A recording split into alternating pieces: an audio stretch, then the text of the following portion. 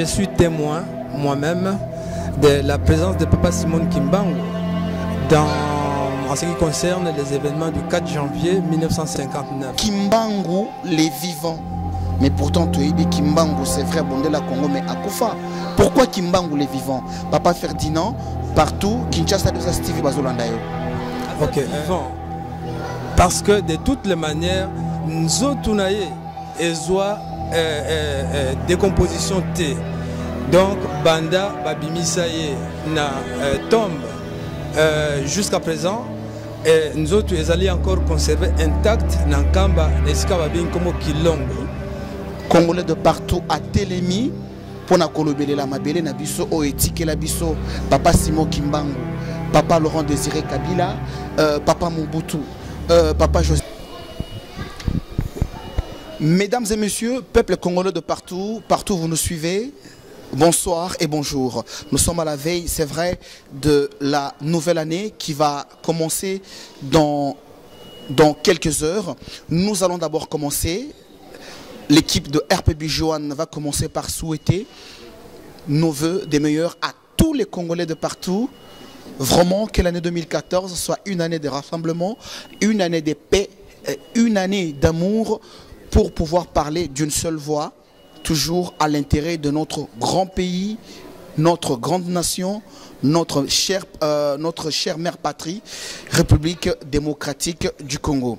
Alors mesdames et messieurs, aujourd'hui je reçois sur ces plateaux quelqu'un qui a vécu des grandes dates. Comme vous le savez tous, tout cela c'est vrai qui s'intéresse à notre pays. Le mois de janvier en République démocratique du Congo, c'est un mois qui est très symbolique par rapport à toutes les dates, par rapport à l'indépendance, par rapport aux assassinats qui s'étaient passés vers les années 60, je ne me trompe pas, les années qui ont suivi, les années 97, les années 2001, comme vous le savez, nous allons tous les découvrir ensemble par rapport à notre invité de ce soir. Et à ma droite, vous avez quelqu'un que vous avez l'habitude de suivre. Il vous parle du Congo. Et à ma gauche, vous allez les découvrir. Lui, je reviens, il a vécu ces grandes dates et surtout cette date de l'indépendance. Alors, chers téléspectateurs, je vais commencer par le présenter. Il s'appelle Papa Nzukulu Yuli Mukil Ferdinand. Bonsoir papa. Oui, bonsoir Papa Bijou. Je vous remercie pour l'antenne. Effectivement, je suis témoin moi-même de la présence de Papa Simon Kimbangu en ce qui concerne les événements du 4 janvier 1959. Au fait, comme vous l'avez bien souligné, la date, le mois de janvier est chargé d'événements pour notre pays. Il y a le 4 janvier 1959, il y a l'assassinat du premier ministre, Lumumba, il y a l'assassinat de notre troisième président, Laurent Désiré Kabila, et tant d'autres événements aussi. Hein. Donc on ne l'oublie pas.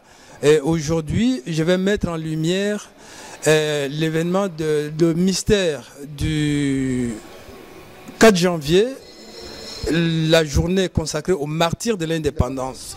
Merci beaucoup Papa Ferdinand. Nous allons revenir en fait à toutes les informations que vous allez amener à la population congolaise, les Congolais de partout. Je vais passer le micro à Onos Limbambe qui est le président de l'association AEBDCF, quelqu'un qui est vraiment patriote. Lorsqu'il m'a appelé, j'ai dit que Onos Limbambe, j'avais en fait le rendez-vous avec notre papa qui veut un peu apprendre aux Congolais, c'est vrai, plus particulièrement à cette jeunesse d'Orléans, Anaïs Okitambo, qui a besoin de découvrir l'histoire du pays de leurs ancêtres. Onos a insisté en disant, représentant légal, il faut Nazala. Tango papa na biso bana robete la biso masolo ya mabele à prophète Mvuluzi Simon Kimbangu. Onos Limbambe, bonsoir. Ouais, bonsoir Bijou Elia, représentant légal, bonsoir. Tout Papa Ferdinand, bana ya biso apoto lelo ba Télémi, Congolais de partout à Télémi, pour na kolobele la mabele na biso o etike la biso, Papa Simon Kimbangu, Papa Laurent Désiré Kabila, Papa Mobutu. Papa Joseph Kasavubu, Papa Lumumba, ainsi que Oyonso, Futa, Pona Mboka na biso ezala bongo na priya makila na bango. Kasi ngai question na ngai liboso, ma première des questions, Papa Ferdinand, et kozala expliquer na no biso avant to kota na mystère wana parce que vous allez témoin vivant au viva période ya indépendance. Moi mon pépé wana. Expliquez-nous nous d'abord question à liboso ezali Kimbangu les vivants. Mais pourtant tu es Kimbangu c'est vrai Bondela Congo mais Akufa. Pourquoi Kimbangu les vivants? Papa Ferdinand partout Kinshasa de Stevie Bazolanda yo. Ok, merci Papa Bijou. Une question.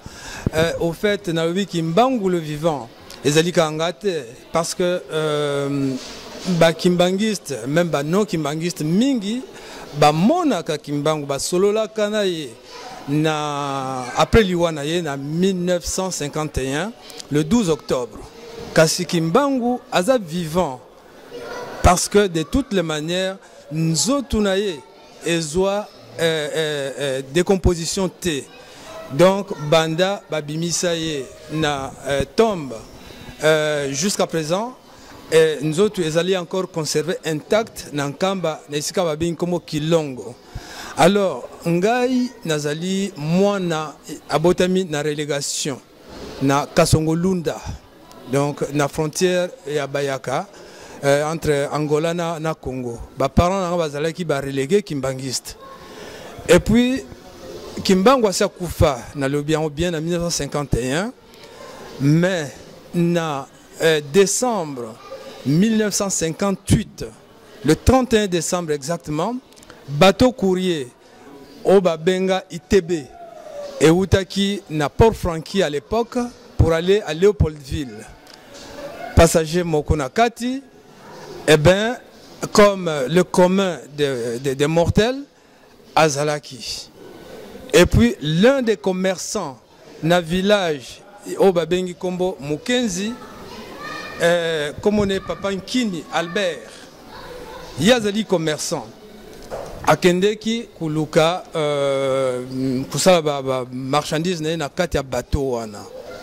Et kuna akutani na passager wana. Passager atuni à lobby, est-ce qu'il Papa Yuli Yvon, l'ancien relégué au Azalaki na Kasongolunda, mais Balibera qui est na 57. Alors, un an plus tard, donc voilà que Papa Kimbangu, Azutuna, na Mutambo Kawana, Papa Nkini Albert, Soki Ayebi, famille Yuli. Donc si je comprends bien, na 58-57, wana après liwa ya Papa Kimbangu, mais passager wana Albert, a Koutani na Mutu. Albert a passager, Albert a commerçant, ya Mboka Mukenzi. Mais passager na Kati, a sengi a lebi na Papa Albert Nkini, Soki na Mboka wana Ayebi Papa Yuli Yvon, na famille na ye. Alors, ye Albert Nkini a lebi, oui na yebi aza camarade nanga bomwana. Na yebi bango très bien.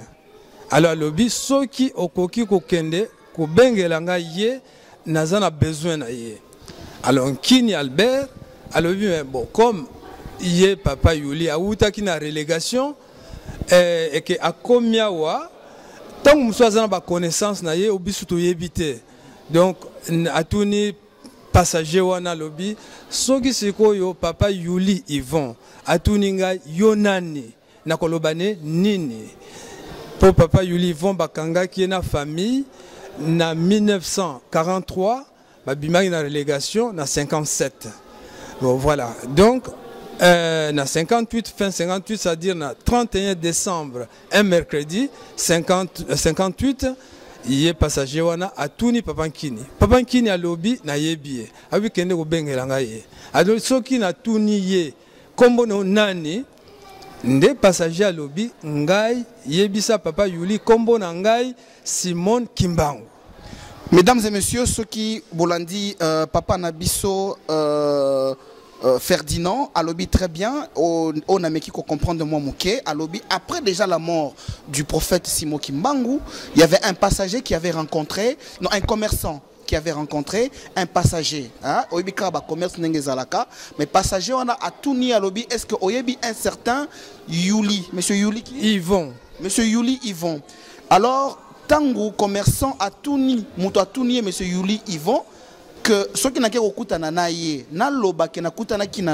c'est alors que le monsieur en bateau a répondu qu'il s'appelait Simon Kimbangu. Donc vous comprendre bien que après sa mort, à Solo Lakina, un certain commerçant, à Tunaki, papa Yvon Yuli. Maintenant pour savoir Mbouta Ferdinand, papa Yuli Yvon était qui?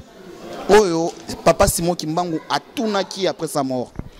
Papa Yuli Yvon azali tata nangai, tata botingai, et yende ancien relégué kimbangiste au Bakangaka en 1943 na mama nangai bakendeki na relégation na Kasongolunda. Alors siko mboka wana kombo na Mukenzi ezali na bord ya rivière. Donc voilà, mboka Mukenzi ezali awa. Donc, na carte au itinéraire à Papa Kimbangu en rouge. En rouge, Papa Kimbangu a voyagé pour qu'il était Lubumbashi, na prison. Et puis, retourné na Nzela ya Seoyo. Donc, à Zuli sous train, te na Ilebo, ancien port franqui, wana bateau, te na Kisasa. Mais, awa na rivière Kasai, mboka oyo Mukenzi ezali awa. Hein? Yangoyo, quelque part. Bon, donc, caméra à Kobendango après. Bon, voilà. Et c'est ainsi que Papa Kimbangu s'est présenté, Ngai Kimbangu. Alors, Papa Kini Albert, puisque Azali a mis ya Papa Yuli Yvon.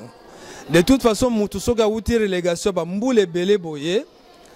Bon, région Mobimba à la famille, hein, Bakoya, ou même moi cadeau, à Outagiliwa, ainsi de suite, puisque les Alaki relégation à l'époque coloniale, c'était espoir et retour les Alaki T.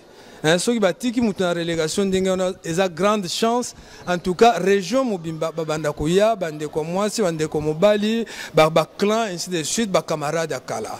Donc, le cas, il y a Papa Yulipe, la même chose. Alors, à chaque fois qu'il recevait des visites, bon, Kimbangu binu azali wapi bon, donc yepe azako yebisa Kimbangu asa kufa, hein, donc akufa qui na prison il y a Elisabethville, Lubumbashi et que kuna basi bakunda qui pe kuna na 1951.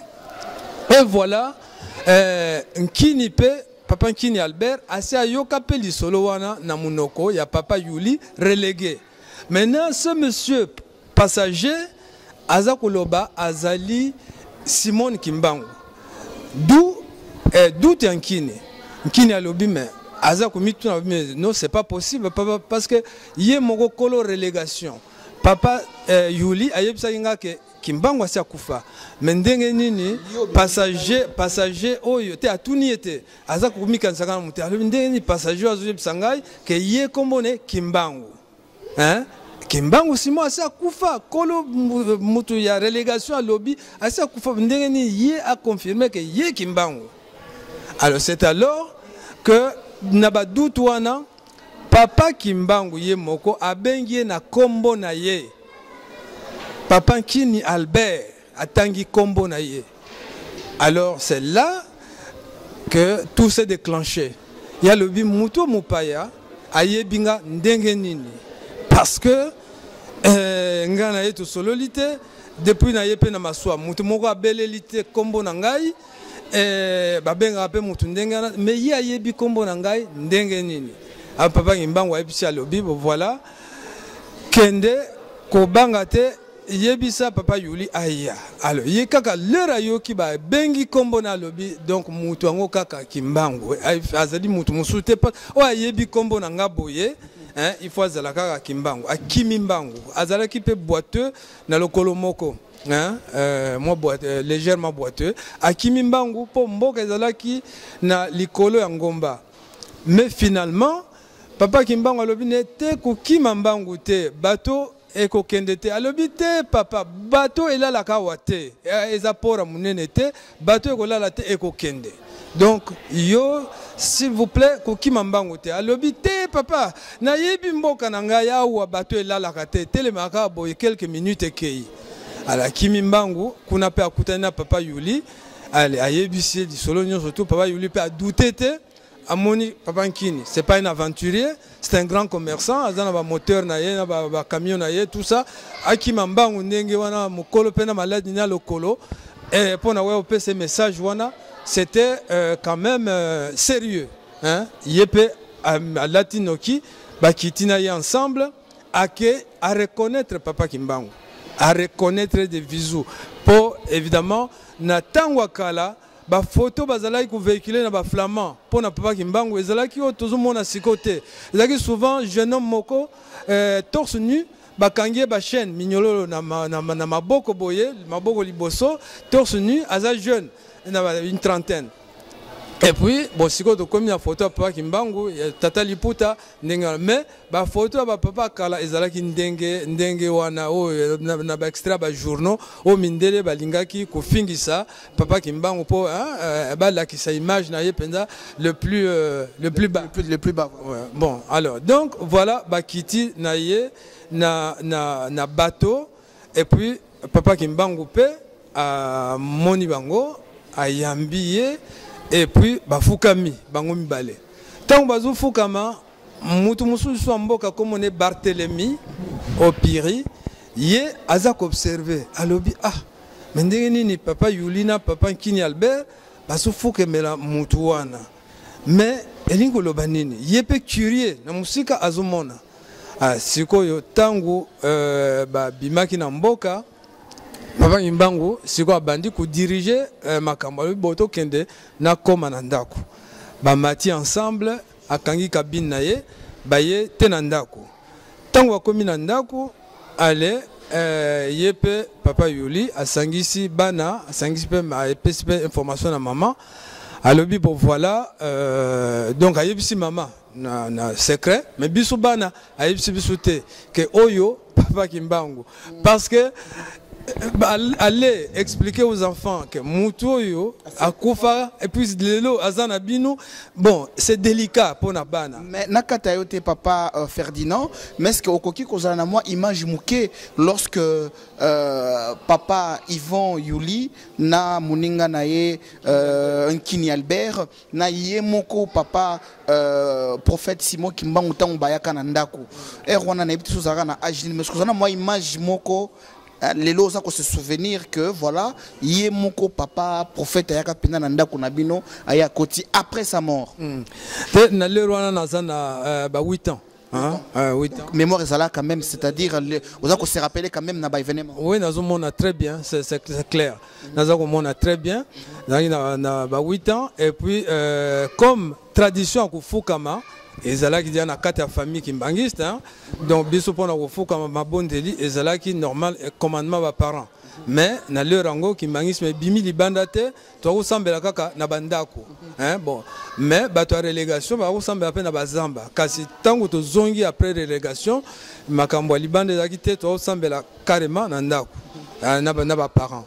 Alors maintenant et siliwana bon ba papa ba panzi bana te hein ba tikali maman na ye papa Nkini Albert plus papa Barthélemy on a lobaki wazalaki ko observer alandi pe pona curiosité bazo kenena mupaya wana wapi et puis petit frère pe ya papa Yuli comme on est papa Sébastien donc papa Lekinanga azalaki pe présent y compris maman bon ba sololité et sili siko bon masulaki milai papa Simon Kimbangu asengi soki ananas ezali ba pesa ananas frais hein bon papa lobi siko yo tozana ngo disponible te alobi bo masangu ezate masangu ya mobesu pe alobi en tout cas eza prêté kasi na kotinda bana ba luka awa pembeni ekomonana hein ya lobi te. Donc ezalaki kaka pona papa Kimbangu manière hein pona ye na koyebisa biso ke mabele na biso ya Congo ezali maman na biso en quelque sorte et que okopesa mabele muke et kozongisela yo donc lisangu moko kaka obimiselo masangu ebele donc c'est pour dire que na biloko misusu tokoki kuzanga yango te hein soki tozangi yango lobaka paresse na biso na négligence.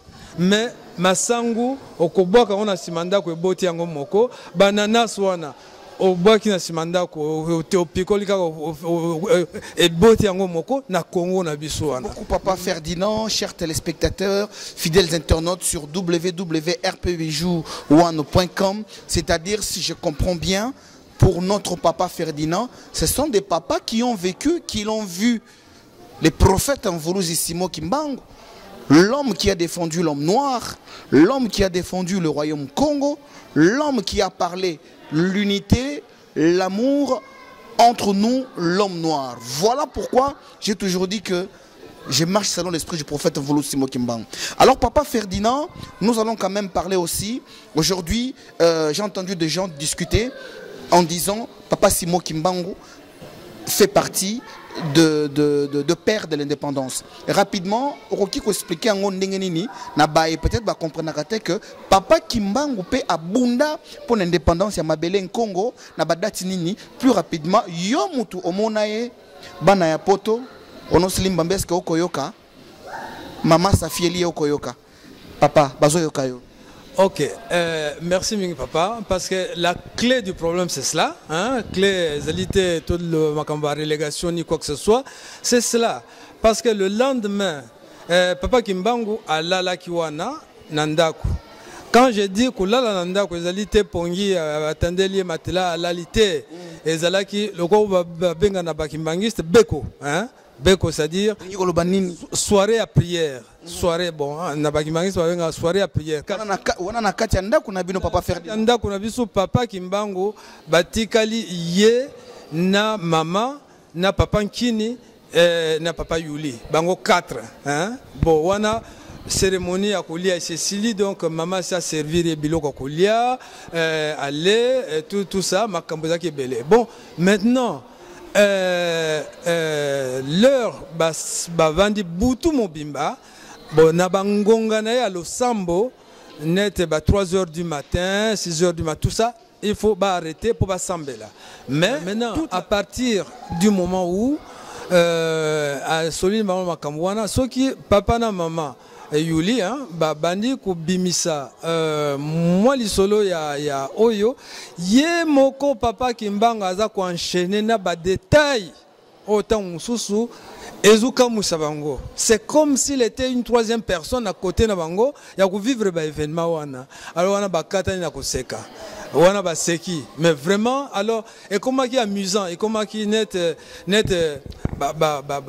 donc mutu infamilier azalaka na biso azalaka na biso donc makambo na biso nyonso tout aye biango so ba beteli lisola tala likambo ekwela ki biso boye mutu mo akufa ah oui d'accord mais boye bike et ça là boy donc détail wana nyonso tout aza ko bimisela bino comme s'il était là effectivement il était là. Hein? Donc assiste à Kabatunaye. Alors le lendemain matin, puis épisode Moussoussa Biloko Kolia, Tango va PC Biloko Kolia, va servir. Yemoko, Wana Zaki na kata cabine naye. Biloko va memaki na kata cabine.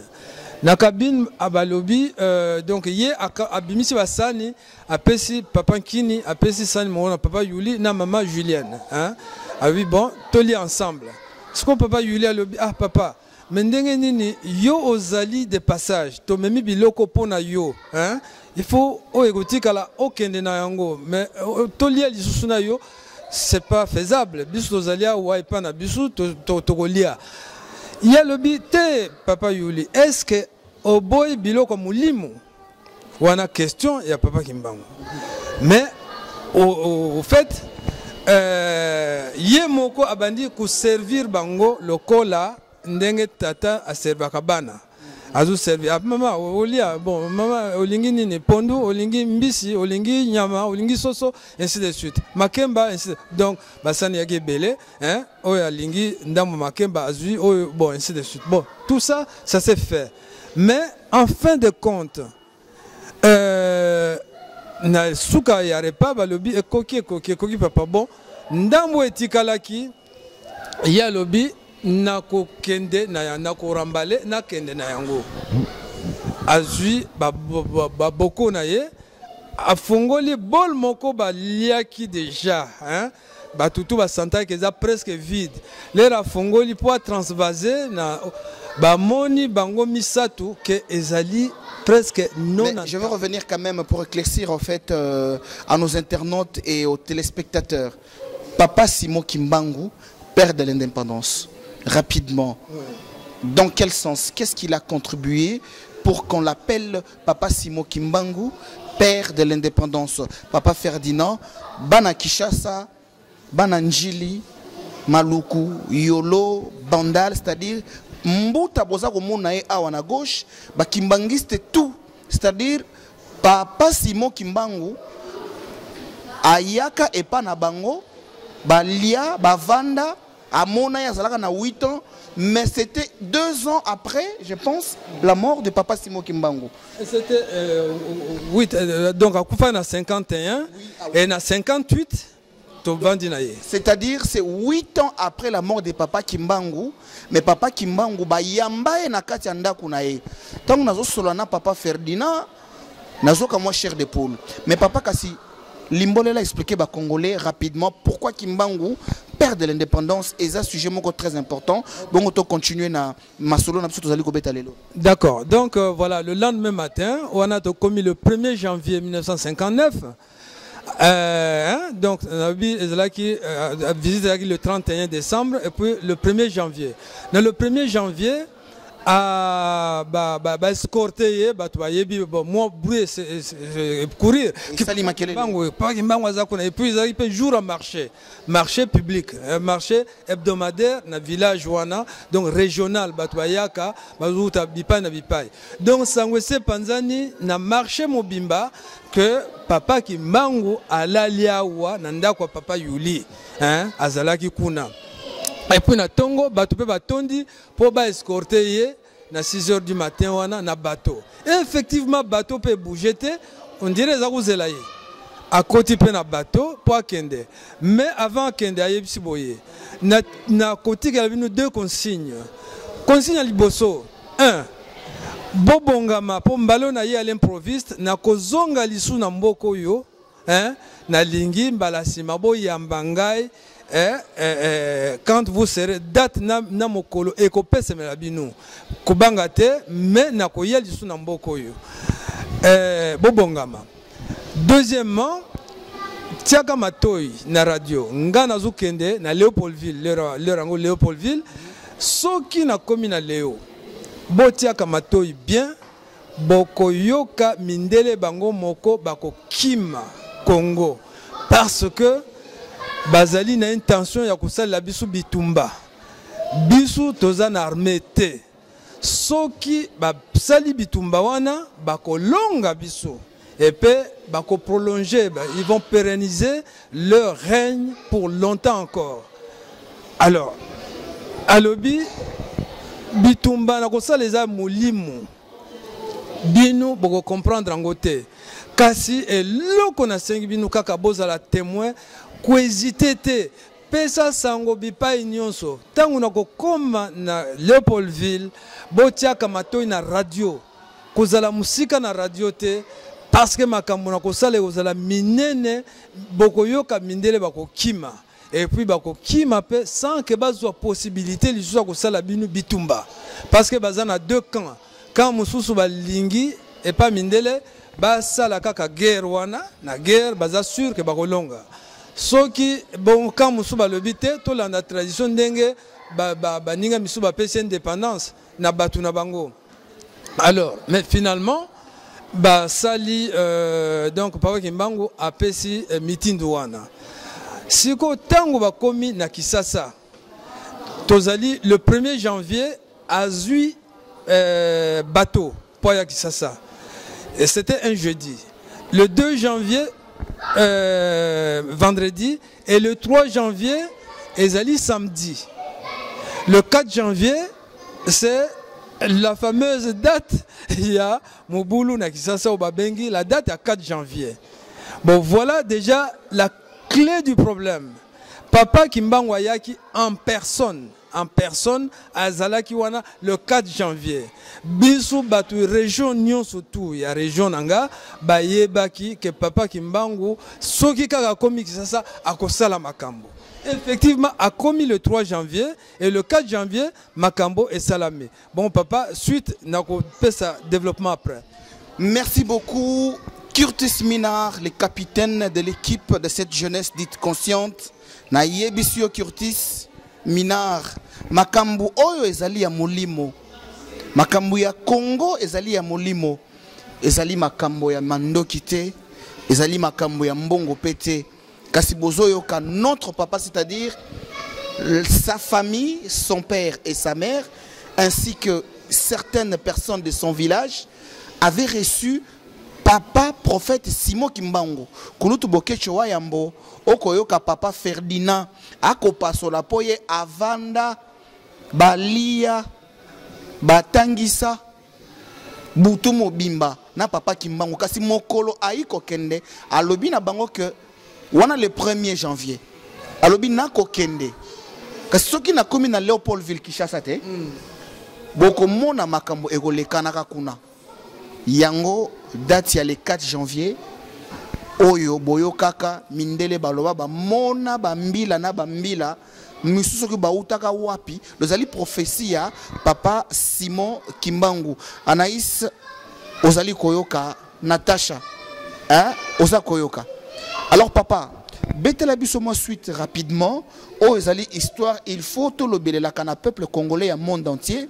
Kinshasa bazali kolanda, Congo Brazzaville bazali kolanda, président Sassou ozali kolanda. Oh bazali ba papa ba témoignage vivant très nécessaire. Image boteka yango te pour Afrique du Sud balobi ko teka ba image deux fois te, Angola pe boteka ba image te, ozali image ya kolakisa bana histoire. Alors papa Ferdinand, betela biso kaka continuité à moi histoire. Pour histoire on aussi sango lelote. To landisa ba épisode ba émission oyo. Simbana yango nine le kanaki. Ni kusomba quelques provisions. Donc akena papa Diangenda koyebisa soki moyen zali na cadre akintwadi a sala moi collecte hein pour bakoka kusomba minduki. Alors papa Diangenda oui maintenant tikelanga temps na tuna liboso papa. Hein? Bongo Ozonga lobby nango le 3, c'est-à-dire samedi 3 janvier 1959. Alors papa Kasavubu azongi na mundele na ye, mundele akei, et puis le 3 Mokonzi Kasavubu azongeli papa Diangenda pour azwa suite. Mais entre-temps bisu na bumutu toyebi ke kuna na bamboka toyebi ke papa Kimbangu akokoma Kinshasa lelo samedi le 3. Omoni. Or le même samedi 3 ezali jour oyo Kasavu bazu kende kozwa suite. Il y a demande d'achat d'armes à Sengaki na papa Diangenda.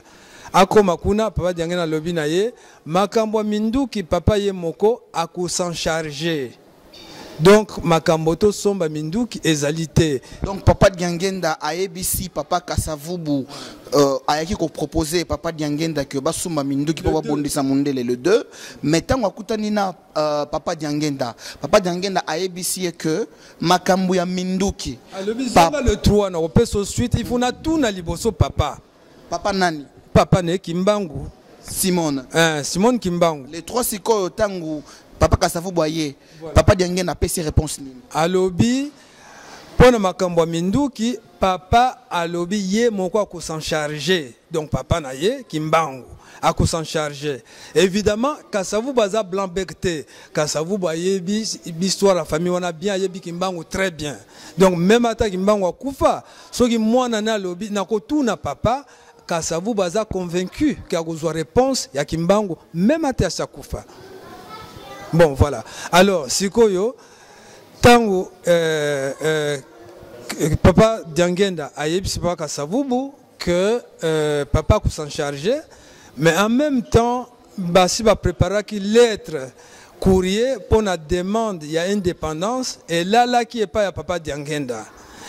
Akamati lettre ango, apesi Kasavubu, alobi, yombuta muntu kende kupesa una gouverneur.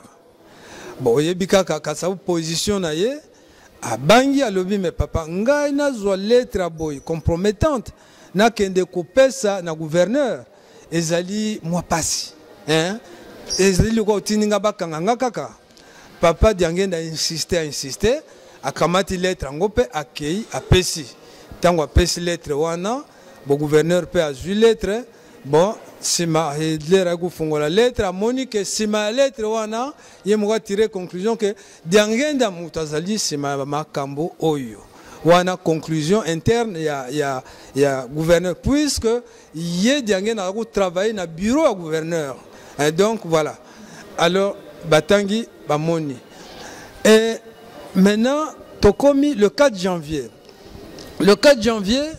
voilà le problème clé Kimbangu po asala makambo na ye évidemment à ko improviser te il faut luka motif na le rango section Kalamu ya Bako dont le président fut Papa Mwanda Vital eh ben section Kalamu va organiser meeting populaire pour na ba membre Bako batu bayaki belé Kasavubu, y compris Viendongala, Konza Mingi, bon, Bayaki.